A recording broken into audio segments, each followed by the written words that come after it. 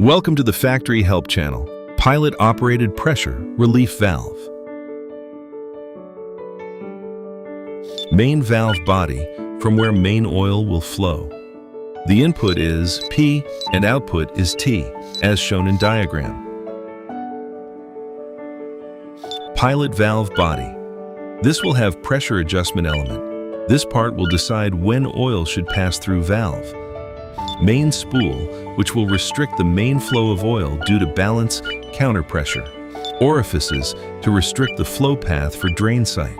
Pilot line, small path to pass the oil for control element. Ball, it opens against the spring tension. Spring, it can be adjusted for set pressure.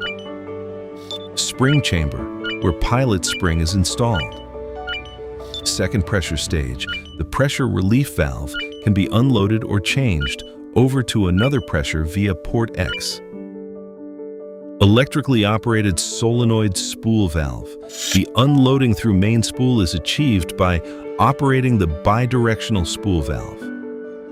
Now let's check the different scenario for pilot-operated pressure relief valve. Pilot valve is closed. In this condition, the flow is restricted by main valve and pilot valve. The motor will pump the flow with high pressure, and pilot-operated pressure relief valve will restrict the return flow to tank. As you can see in the drawing, the flow of oil through pilot line will act as counter pressure on main spool. Oil will not flow through bidirectional solenoid or spring-operated pilot valve. Pilot valve open by solenoid. In this condition, the vent electrical signal is sent to operate bidirectional valve.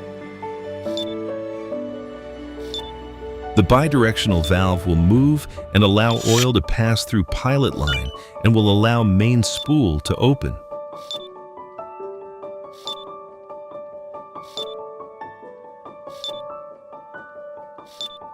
Pilot valve open by spring load. The pilot spring is set to restrict the oil flow.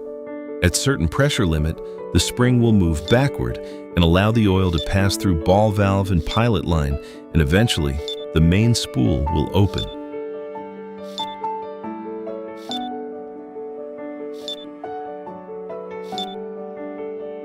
Confidence comes from knowledge. Learn with us. Become an expert in industrial solutions.